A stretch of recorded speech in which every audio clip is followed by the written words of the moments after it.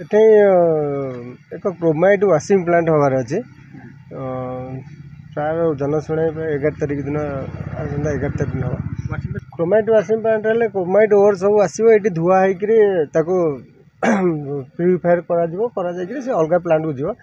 କିନ୍ତୁ ଧୁଆ ହେବ ଯେ, କିନ୍ତୁ ଏଠି ପ୍ରବଳ ଗୋଳି ପାଣି ଆସିବ, ଡଷ୍ଟ ଉଡ଼ିବ। ଯେଉଁଟା ଯଦି କ୍ରୋମାଇଟ୍ ସାଇଜ୍ ବଡ଼ ଥିବ ତାକୁ ଛୋଟ କରାଯାଏ, କ୍ରସର ଲାଗିବ, ଡଷ୍ଟ ଉଡ଼ିବ, ବହୁତ ଇଏ ହେବ। ତାପରେ ସାଧାରଣତଃ ଆମ ଏରିଆ ହେଉଛି ଗୋଟେ ବନ୍ୟ ଏରିଆ, ଜଙ୍ଗଲ ଏରିଆ।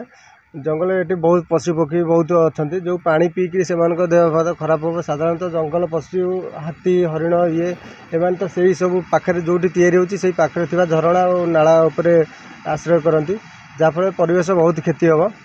ଆଉ ଚାଷ ଜମି ବି ପ୍ରାୟ ଏକରେ ଅଛି, ସବୁ ସେ ବୋଳ ପାଣି ବସିଗଲା ପରେ ଚାଷ ଜମି ପଥୁରିଆ ହେଇଯିବ, ଚାଷ କରିବାରେ ତା'ର ଉର୍ବରତା ରହିବନି, ଏଇସବୁ ପ୍ରକାର କ୍ଷତି ହେବ।